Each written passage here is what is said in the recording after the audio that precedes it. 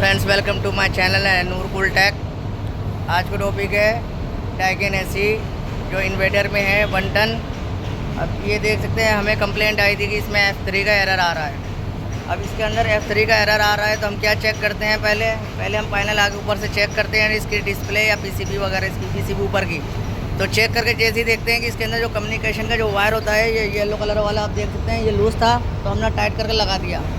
फिर बाद में हम क्या चेक करते हैं, चार्जिंग लाइन गेज लगाते हैं, नट खोल के चार्जिंग लाइन गेज लगाते हैं तो इसमें रनिंग प्रेशर हमारा सही दिखा रहा था।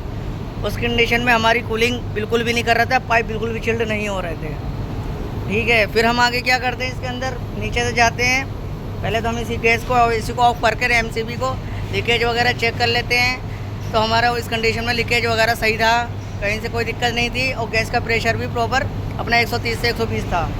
फिर हम इसमें ये करते हैं कि नीचे से बंद करके मशीन को फिर ऊपर ऑन कर देते हैं। यहाँ से आउटपुट का तार जो है पहले से हमने तो यहाँ से हटा रखा था और आउटपुट को डाउन कर दिया था हमने, इसलिए कि इसके अंदर क्या पता एयर चला गया हो, हवा चली गई इसकी, और इसमें ज़्यादातर लिक्विड आ नहीं रहे, लिक्विड लाइन में नहीं आ रही थी गैस, प्रेशर आ रहा था।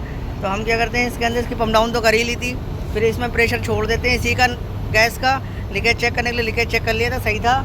और फिर बाद में हम इसकी जो तार होती है, हमने नीचे से, यहाँ तो MCB थी नहीं हमारे पास, इसका फेस वाला वायर हटा देते हैं, हटा के टेपिंग कर देते हैं, इसका लीकेज चेक कर लेते हैं, सही हो गया, लीकेज वगैरह सही था हमारा इसमें कंडीशन में। और जब भी फिर नीचे से आते हैं ऊपर के लिए, आउटडोर के लिए, फिर इसकी पम्प डाउन जो करी थी, इसकी गैस खोलने से पहले जो उसमें प्रेशर था गैस का, वो उड़ा देते हैं, क्लियर कर देते हैं। और फिर बाद में सक्शन जो डिस्चार्ज वाला पाइप है हमारा, ये खोलते हैं।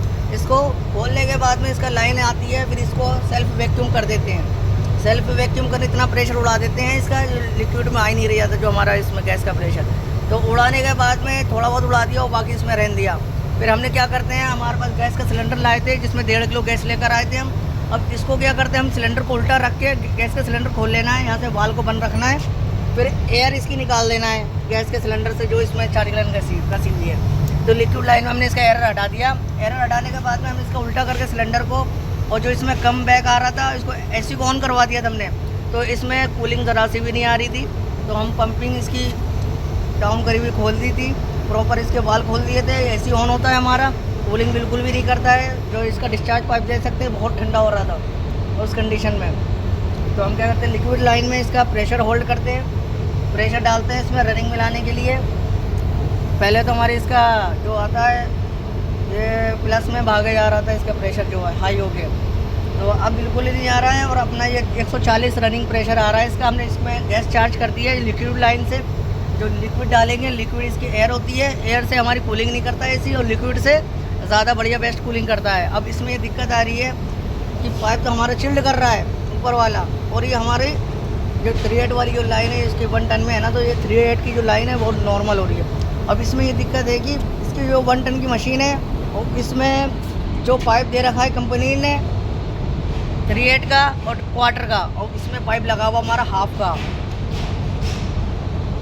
तो ये कभी भी अगर ऐसा है, पुरानी मशीन की अगर पाइपिंग हुई भी है और आपको 1 टन लगाना, हाँ ज़्यादा लंबी ना होए, जैसे कि इसमें 35 से 40 रनिंग फिट पाइपलाइन हो रखी है, तो इसको अगर कम है आपकी 10-15 फीट है तो चल सकता है। अगर ज़्यादा लंबी अगर लाइन है तो ये हमारा वर्क नहीं करेगा कंप्रेशर इसका। अगर कंप्रेशर वर्क करेगा तो लोड उठाएगा, और ज़्यादा पाइपिंग इसकी लोड उठाएगी तो कंप्रेशर बार बार ट्रिप करेगा और कंप्रेशर को ऐसी कूलिंग नहीं करने देगा। और ऐसी कूलिंग नहीं करेगा तो ये प्रॉब्लम आपके बार बार को मिलने में आएगी। तो आपको क्या कर रहा है, अगर ज़्यादा पाइपलाइन नहीं डली हो, अगर नई पाइपलाइन डाल रहे हैं आप, तो अगर 1 टन का एसी आप लगा रहे हैं तो इसमें 3/8 का ही पाइप यूज़ करें जो कंपनी दे रही है। आप देख सकते हैं इसके अंदर जो सेक्शन वाला है 3/8 में है, और क्वार्टर में डिस्चार्ज वाला पाइप है। अब ये अपना चल रहा है लोड पे बिल्कुल, और लोड पे हमने तो इसका एयर वगैरह अंदर से निकाल दी है।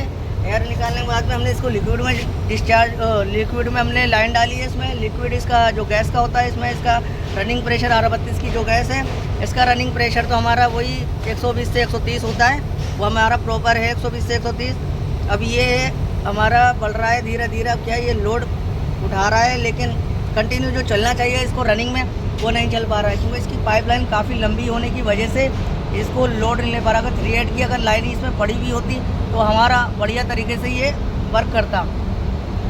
लेकिन इसमें पाइप जुड़ा हुआ है हाफ का है, तो ये ज़्यादा लोड बना नहीं पा रही है, उस हिसाब से कम कूलिंग कर रहा है। तो आपको अच्छी कूलिंग चाहिए हो तो आपको इन बातों का ध्यान रखना कि 3/8 का पाइप लगा हुआ है इसमें एसी में, तो 3/8 का ही पाइप लगाएं, ना कि हाफ का। हाफ का लगाएंगे तो हाफ का जो साइज़ होता है वो बड़े में होता है, और 3/8 का होता है वो छोटे में होता है। वो इससे कूलिंग करता है 3/8 से। 3/8 से एवरेज उसका कम होगा तो एम्पियर भी कम लेगा, वरना अगर मोटा पाइप जितना होगा उसमें ब्रेजिंग आप कर दोगे छोटा पाइप तो एम्पियर हाई लेगा, क्योंकि लोड उसको पाइप का भी लेगा।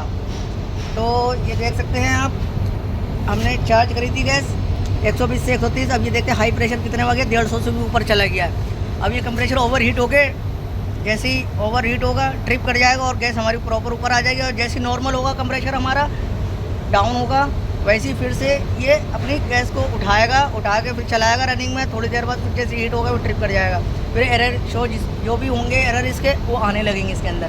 तो आपको इन बातों का ध्यान रखना, कभी भी काम करें 3/8 का पाइप, अगर 1 टन का एसी है तो 3/8 का पाइप लगाएं, और 1.5 टन का अगर एसी है तो आपको क्या करना है, हाफ का ही पाइप लगाएं। जो कंपनी देती है वो पाइप लगाएं। अगर 5/8 का भी दे रही है 2-2.5 टन में, वैसे तो 2.5 टन का आते हैं, 3 टन में भी अगर दे रही है तो आप देख सकते हैं हीटिंग भी निकाल रहा है, हमारा कूलिंग कर रहा है, और नीचे भी हमारी कूलिंग हो रही है। तो आपको हमारी वीडियो अच्छी लगी तो वीडियो को लाइक करो, चैनल को सब्सक्राइब करो। मिलते हैं नेक्स्ट वीडियो में।